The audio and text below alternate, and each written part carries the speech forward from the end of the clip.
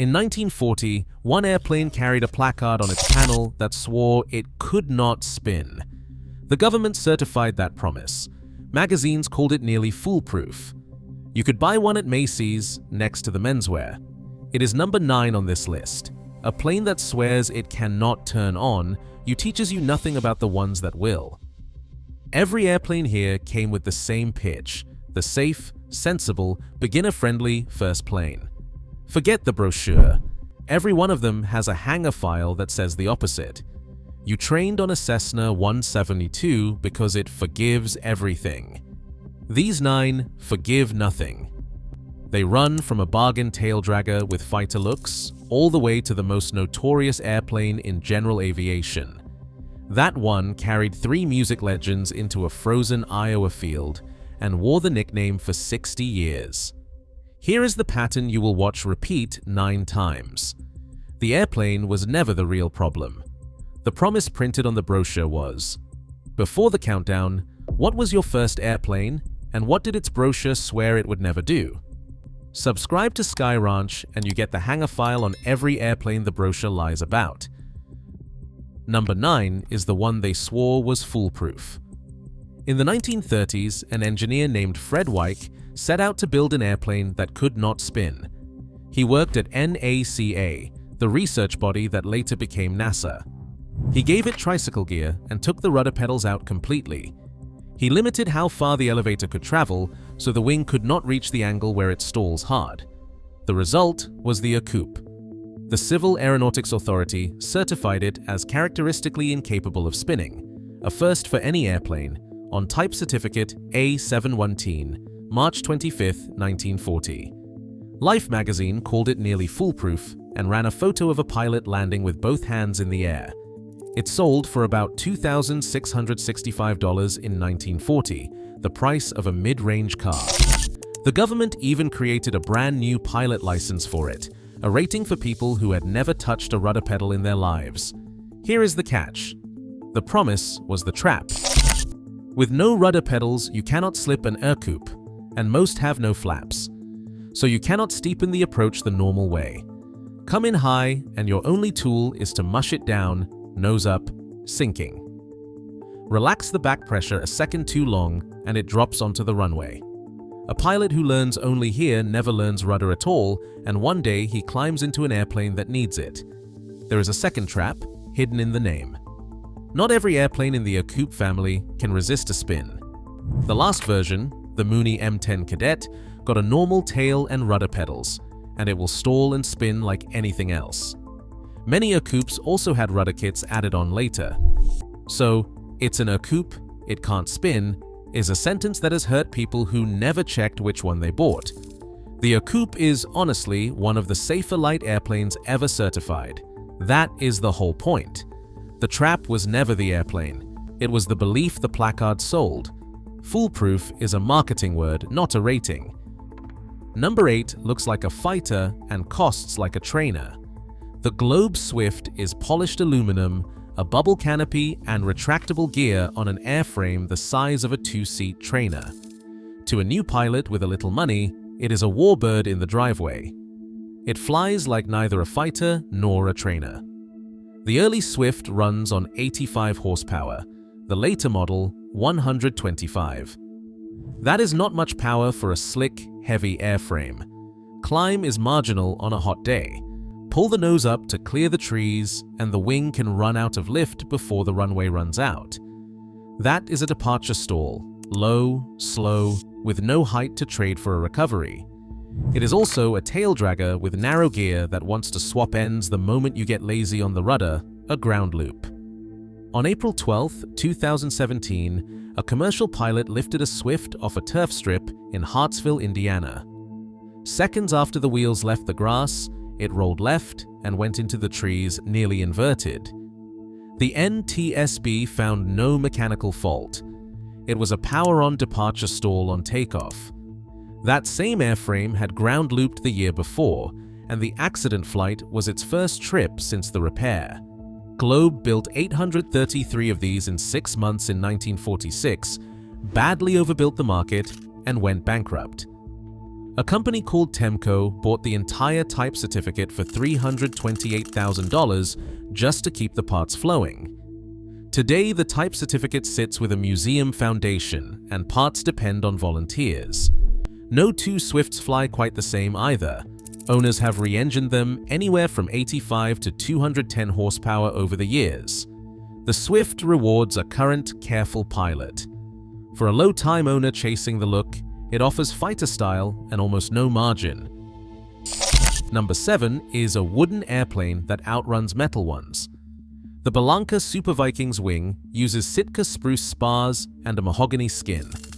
Craftsmen shape and glue roughly 1,800 pieces of wood into each side by hand like a musical instrument.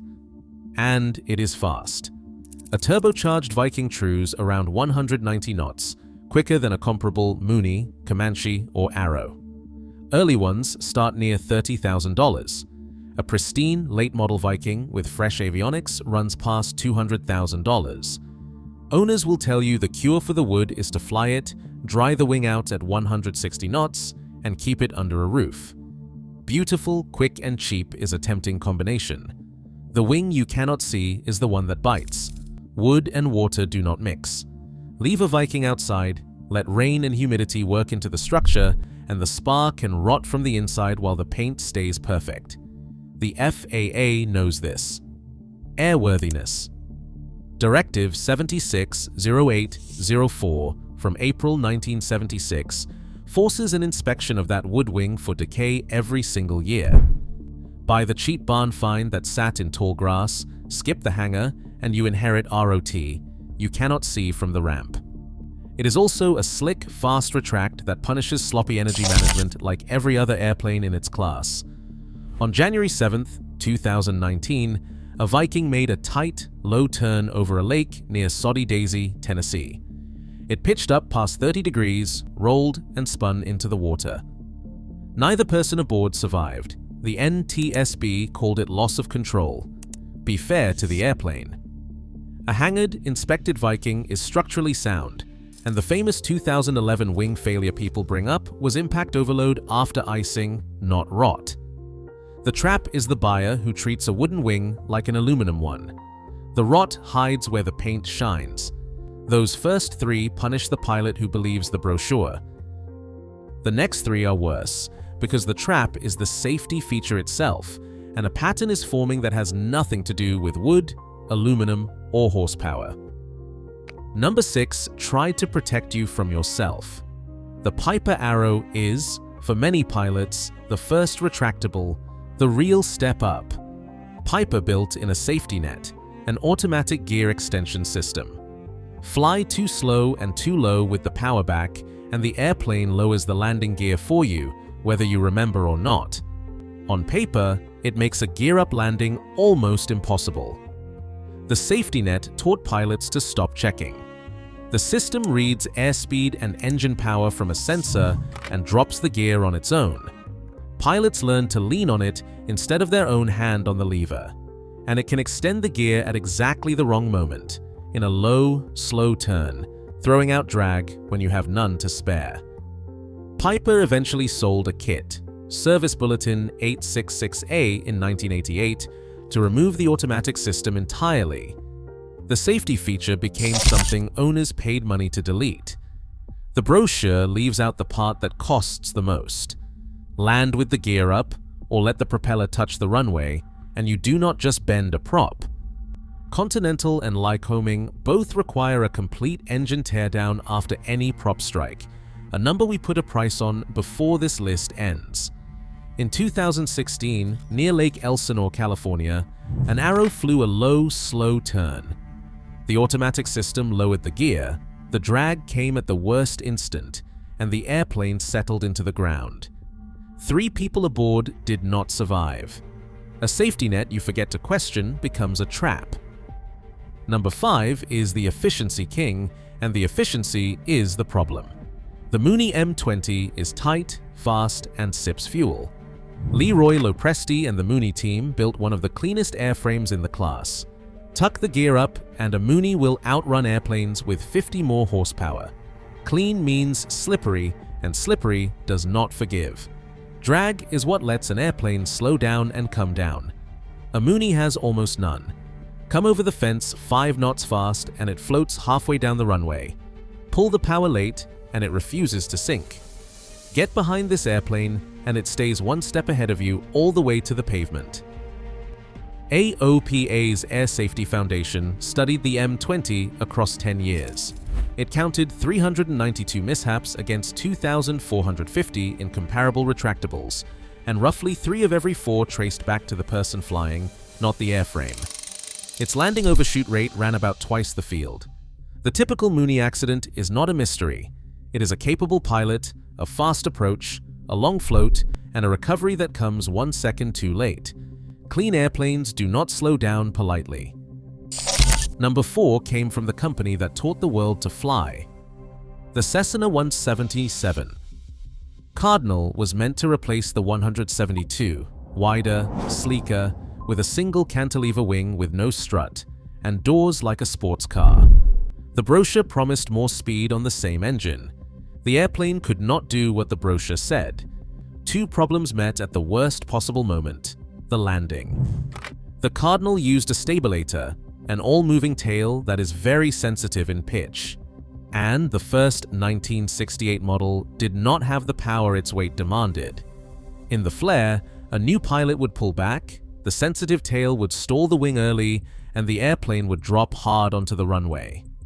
Then came the part that should bother every pilot who trusts a manufacturer. Cessna's own brochure listed a climb rate the airplane could not reach. Pilots measured about 560 feet per minute against a published 670. The book was wrong. Cessna ran a recall. It called Operation Cardinal Rule, 23 separate modifications, including a slotted stabilator, on airplanes already in customers' hands. Then it quietly restarted the 172 line it had just tried to retire.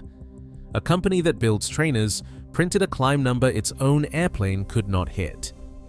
Which bothers you more, that the book was wrong, or that your whole training told you to trust the book? A wrong number in a brochure costs you a hard landing. The last 3 airplanes cost everything, and here the patent stops being about the airplane at all. Number 3 gives you more airplane than your habits can manage. The Piper Comanche is the long-distance machine. Fast, roomy, a retractable that crosses the country. For the money, nothing of its era carried more people farther. It is the airplane you buy when you decide you are serious. The fuel system asks for a plan. Early Comanches carry 4 tanks and a selector you must manage by the clock. Run a tank dry at the wrong moment, fumble the switch close to the ground, and the engine goes silent with no height to trade. The loading asks for discipline too. It is easy to fill every seat, top every tank, pack the baggage, and fly an airplane that is over gross and tail heavy. A tail-heavy airplane stalls early and recovers late.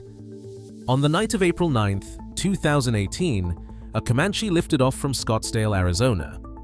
It was about 135 pounds over its maximum weight, with the balance more than 2 inches behind the aft limit. It rolled, stalled, and came down on a golf course.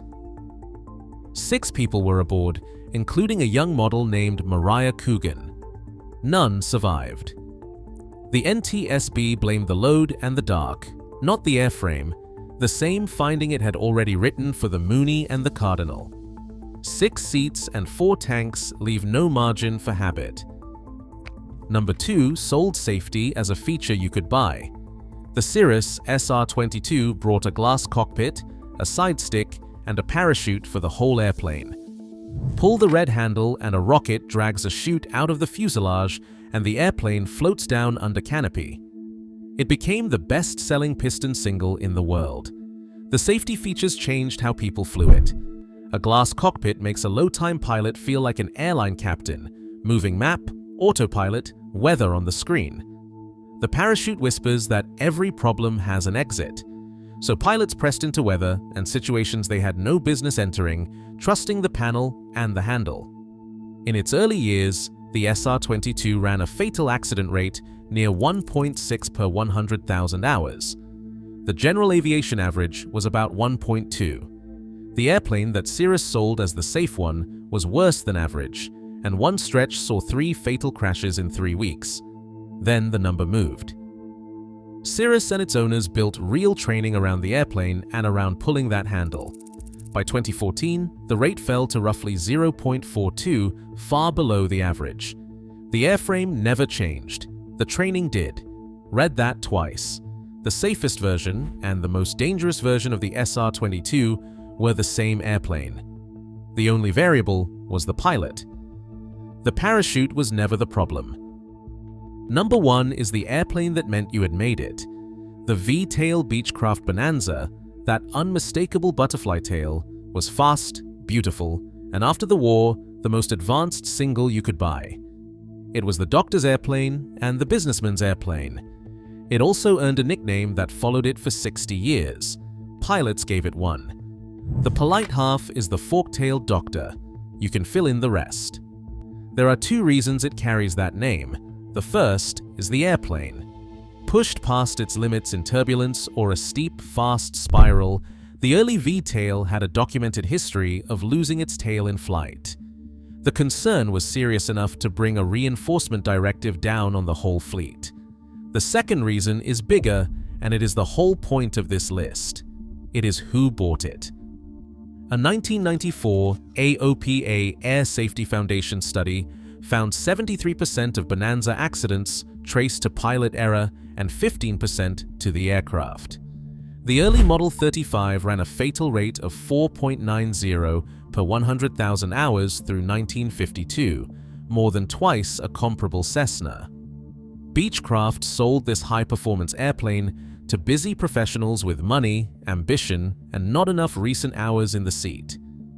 On February 3, 1959, a V-tail Bonanza lifted off from Mason City, Iowa, into snow at night. The pilot was 21-year-old Roger Peterson, and he held no instrument rating. Minutes later, the airplane went into a frozen field. Aboard were Buddy Holly, Ritchie Valens, and J.P. Richardson, the Big Bopper. 3 of the most important voices in American music vanished in a field outside Clear Lake. A song you have heard 100 times remembers that night. And if the worst case still feels far away, here is the number that gets every Bonanza owner in the wallet. Touch that retractable gear to the runway or let the prop strike, and Continental requires a full teardown, $25,000 before you replace a single worn part. Insurance pays for the strike damage, not the inspection. Every airplane on this list wore the same promise: safe. All 9 left a pattern in the NTSB record, and that pattern is not the aluminum or the spruce or the glass. The tail was never the whole story. 9 airplanes, 1 finding. The brochure shows you the airplane on its best day. The NTSB writes the file on its worst. The space between those 2 documents is where pilots run out of room, and that space is not metal, wood, or software. It is training, ego, and the hours you actually fly versus the hours you claim. That is why the safest pilots talk about the airplane they own the way a mechanic does, by its open squawks, not its sales sheet. So this whole list comes down to one argument. Some of you watch this convinced every case was a pilot problem, fly any of these correctly, and it is safe. Others are just as sure that a few of these airplanes hide the traps so well that an ordinary pilot never had a fair chance. You cannot both be right. Subscribe to Sky Ranch. Next week, we open the hangar file on the airplane the brochure is lying about right now. Then settle the argument in the comments. Type the word pilot if the airplane is always innocent. Type the word plane if a few of these bite, no matter who flies them.